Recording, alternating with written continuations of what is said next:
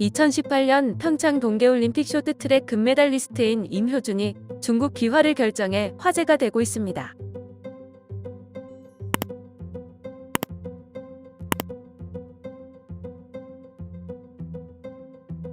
한 온라인 커뮤니티에 중국 귀화 안타깝네요라는 글이 게재가 되었습니다. 작성자는 임효준 선수에 대해 이야기하고 있었습니다. 임효준의 에이전트사인 브리온 컴퍼니는 지난 6일 입장문을 통해 임효준이 중국 귀화를 결정했다라며 중국 귀화는 아직 한참 선수 생활을 이어갈 시기에 그러지 못하는 어려움과 아쉬움에 기인한 바가 크다라고 밝혔습니다. 브리온 컴퍼니는 임효준은 이른바 동성후배 선희롱 사건으로 어려운 시간을 보내면서 소속팀과 국가대표 활동을 전혀 하지 못한 채 2년의 시간을 보냈다라며 상대 선수에게 사과를 위해 노력했지만 결국 형사 고발에 이르렀다고 설명했습니다. 임효준은 2018 평창 동계올림픽 쇼트트랙 남자 1500m에서 금메달과 취약 종목인 500m에서도 동메달을 목에 걸었습니다.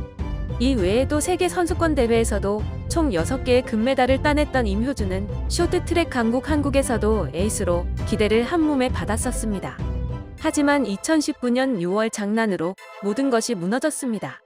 진천 선수촌 웨이트 트레이닝 센터에서 체력 훈련 중 후배 선수의 바지를 내려 신체 일부를 노출시켜 논란이 되었습니다. 임효준은 소속사를 통해 잘못을 인정하며 반성한다고 전했지만 비난은 수그러들지 않았습니다. 2020년 11월 임효준은 누명을 벗는 듯 보였습니다.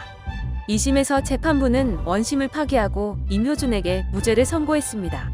당시 피해자가 다른 여자 선수에게 시도한 장난과 이에 대한 동료들의 반응과 분리해서 임효준의 행동만 성추행으로 판단하기 어렵다는 판단입니다. 당시 피해자도 다른 선수의 엉덩이를 가격한 것으로 알려졌습니다. 결국 지난해 임효준은 11월 강제추행 혐의와 관련한 항소심에서 무죄를 선고받았습니다. 그 후 임효준은 운동을 이어가기 위해 선수 등록도 해놓은 상태였습니다. 물론 소속팀에서는 쫓겨났지만 올림픽 금메달 획득으로 받은 대체 복무를 위해서입니다. 금메달리스트라고 해서 병역 혜택을 받는 것이 아닙니다. 운동선수 상태를 일정 기간 유지해야 하고 봉사활동도 성실히 이행해야 합니다.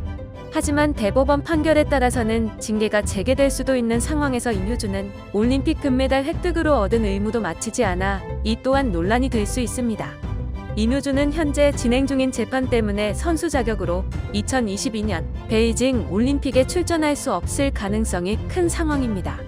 임효준이 귀화를 선택한 건 올림픽에 출전하고 싶다는 바람 때문입니다. 영상을 시청해주셔서 감사합니다. 여러분의 좋아요, 구독은 큰 힘이 됩니다.